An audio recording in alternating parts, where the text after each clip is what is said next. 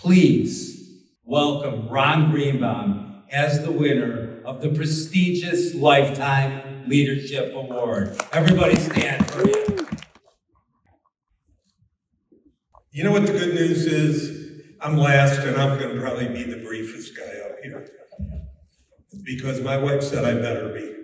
But anyway, thank you, Brian, Terry, who we've shared a couple of nice bottles of wine together over the years.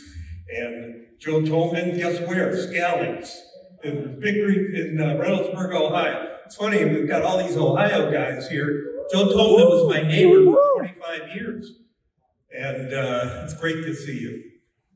So thanks to Brian, thanks to Chris, and thanks to the Yoho organization. It's, my story is similar to pretty much everybody that's been honored tonight. I grew up in Cleveland, Ohio. My grandmother raised me till I was 7 years old, went into a few foster homes, hated them, got emancipated by the state of Ohio at the age of 16, been on my own since then. And if you want to know more about all that stuff and the books that I've been involved with, just Google Ron Greenbaum or watch one of my 150 YouTubes. I used to do this a lot, but I haven't in a while because my wife made me kind of stop. And she said, you know what, you really need to be done. And guess what? I love playing golf 2 or 3 days a week and working out and enjoying my life. But having said that, I also am very, very honored to be here. It's an incredible honor to be standing here tonight, accepting this Lifetime Achievement Award. The recognition means the world to me, and I'm deeply moved, grateful, and honored. Well, how did I get here? That's a good question. Well, first, and again, this is a theme tonight, but it's really true. I mean, things could be cliche or whatever, everybody thinks their wives or this. But I have to say that the number one thing that I did in my life was meet and marry my wife of 40 years, Terry. She has been by my side, supporting me, and she's really been the difference maker in our success. It really hasn't been me. It's been her encouraging me and being by my side and telling me what an idiot I am when I am an idiot. And getting up when I was once asked to spontaneously speak in front of like 1,000 people at a conference, and they said, oh, by the way, Ron, can you get up and say a few words? Well, a few words probably turned into like 10 minutes, and finally she hit me hard enough that I had to actually say ow in front of all these people. But it's true, because people can get carried away. I definitely could get carried away. But, again, in addition to her marrying the right woman, I also surrounded myself with the right people. And we keep talking about that. This award is everybody that won tonight has to say the same thing. It's not really about you. It's about everybody that you've come across. It's about what they've done for you and been smart enough to not talk, but really listen to people like Terry, to people, like Dave, they're just like Joe. I mean, when I used to talk to Joe in Columbus at a home and garden show, I'd listen because he had a very successful company. It was shocking. He sold windows for double the price of anybody else. And he was really good at it and successful. And you know why? Because he delivered a great product and he did great marketing. And I learned that. So, you learn from a lot of people. So my partner of 25 years, Tom Johnson, he taught me how important it's to over-deliver to your customers and hire the right people. And then here's a word that was used tonight, hold them accountable, because they need to be held accountable. Mike Stiers, who's my current business partner, young man who came to me because he was we were at a job fair, and he was the last person to come to the booth at the job fair. And at the time, my marketing director said, we gotta hire this guy. And I said, well, tell me about him. She said, well, I checked his references, and everybody I talked to said, Mike, whatever Mike wants in terms of a salary, pay him, because you'll be underpaying him.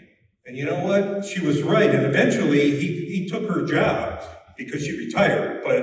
At one time, I had 2 marketing directors.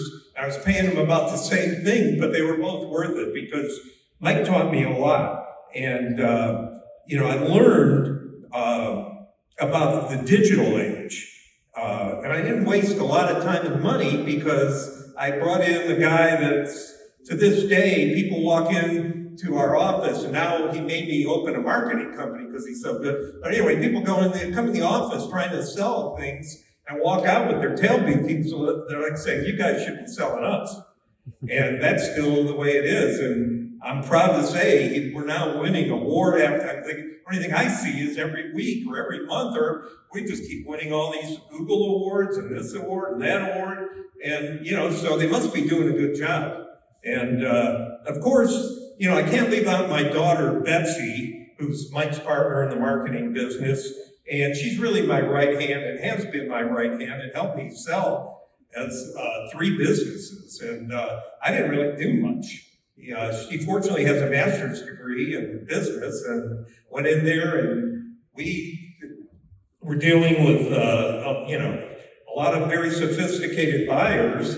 And she ended up doing very, very well for us. So I have to again thank her. And to this day, she's still. It's great to have a legacy. And I learned no matter what, it all boils down to having impactful passion and dedication.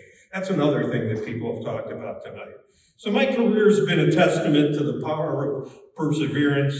A banker once came in and said, you're out of business, you just don't know it. And after talking to my business partner and kind of looking at the books, I realized he was right. So we changed things because otherwise we would have been out of business. This is in the early 90s. And so I learned from that, and having come very, very close to going out of business. But you know what? My wife will tell you the story. When I came home that night, and she said, I told her, I said, hey, honey, we may be going out of business. I didn't realize it. She said, well, what are you going to do? I said, well, I'm going to go watch the Ohio State football game. And I did. So, and that's a true story. Well, so a few years back, I spoke to Columbus State University about success. And it was interesting because they had, this is to their entrepreneurial business school. And I said, well, why did you pick me to speak? And they said, well, because you're a real life person. And they said, we had the previous speaker was the president of Disney, and we had Gene Smith, the head of athletics at Ohio State, we had the president of Wendy. So they had like 4 speakers, and they said, hardly anybody came. And I said, really? Well, that's going to be interesting. So they throw this big luncheon, and they invite the staff, and they invite some of the students and the dean of schools and all these people. And I go there, and it's a room bigger than this, and it's packed. And I was even willing to offer some Ohio State football tickets to just get some of these kids to come. But they showed up. I had 40 minutes to speak, and I had 20 minutes to answer questions. And I was there for over 2 hours, basically answer questions. So it was interesting, because the very first question was, well, Ron, now that you're rich, why are you still working? So think about that question. I mean, as usual, when somebody asks me a question that I'm not quite sure how to answer, I repeated it. I said, so now that I'm rich, and I thought to myself, and I said, well, why am I rich? Well, really, what you make is the caboose at the end of the train. It's all that you do, and what that train does, and what's in all the different compartments that's what's important. And what you get out of it, I was never, quite honestly, sure, I like making a profit, and we have strict, KPIs and things, but at the end of the day, it was all about making sure the customers were happy. Because if you make a customer happy, they become a great fan. And if they're a great fan, then they're going to do very well for you. So I'm going to just tell you, out of one of my books, I'm going to give you 10 very quick tips of my belief system. First of all, I believe that CEO stands for Chief Education Officer. I believe that you can't do it all yourself. I believe in using the word we as much as possible. I believe in hard work, period. I believe in enjoying life. I believe in rooting where you're planted. Too many people have one eye on the lawn ant. Well, not the lawn ants anymore. Now it's on the internet. I believe your word is your bond. I believe that this too shall pass, just like when the guy said you're out of business. I believe new information, new decision. I believe in giving back or paying forward. My wife and I are in the legacy part of our lives. When COVID hit and when I wasn't quite sure how business was going to react, I still owned the business at the time, and my daughter was running, or no number of businesses. We packed our bags and flew back to Columbus from Florida, and one of the things I was concerned about, because we had a belief in giving 10% of our profits away every year. I was concerned about being able to do that. That was really a big concern of mine, and fortunately, we've been able to do that. So, giving back or paying forward, that's very important. People have mentioned AI a number of times today, and I'm just about done here, but I wanted to tell you this about AI. I think you should be very careful with AI. And I'll tell you why. When somebody called my companies, they always were told, and we recorded a lot of the calls, we always wanted to make sure people felt like they called the right place. So you know what we did? We told them that. We said, when they told us why they were calling, we said, you know what? You've called the right place. We can help you with that. That greased the skids.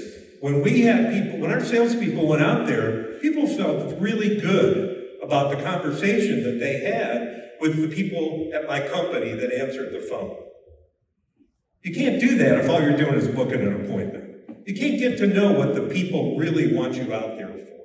You can't set the table to make them feel good. I'm not saying don't believe in AI, because we do. My marketing company, we have all kinds of AI programs.